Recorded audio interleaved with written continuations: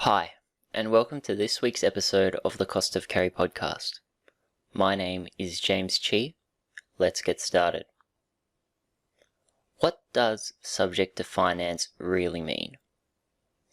The vast majority of people who look to purchase property will do so with the help of finance, i.e. a mortgage. If you need to use finance to purchase a property, then you certainly need to include a subject to finance clause in your offer. A subject to finance clause is a condition that is attached to the offer which effectively means the transaction will go ahead if the buyer is able to get finance for the purchase of the property. There are also other common conditions that most buyers will use on the purchase of a property, including being subject to a building and pest inspection report or satisfactory valuation. These are all measures that are put in place to protect the buyer to some degree, most of which are considered standard and likely to impact the strength of your offer. So how does a subject to finance clause work? It's always a good idea to speak to a mortgage broker well in advance of putting in an offer on a property.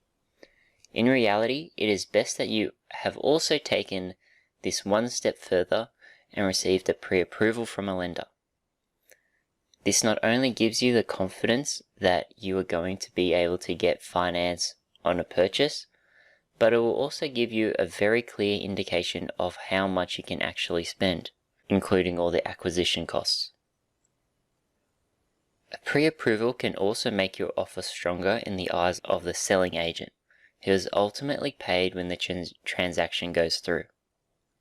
It is also important to understand that a pre-approval isn't a loan. You still need to make an offer subject to finance and will also need to receive a satisfactory bank valuation, which is why these two conditions go hand in hand. Each state has slightly different procedures in place around the offer and acceptance process, with some that are heavily focused on using auctions over private treaty sales, while some states also have cooling off periods. If you put in an offer that is subject to finance and you are running out of time to secure your finance, you will need to get your solicitor to confirm and inform the sales agent in writing and request an extension.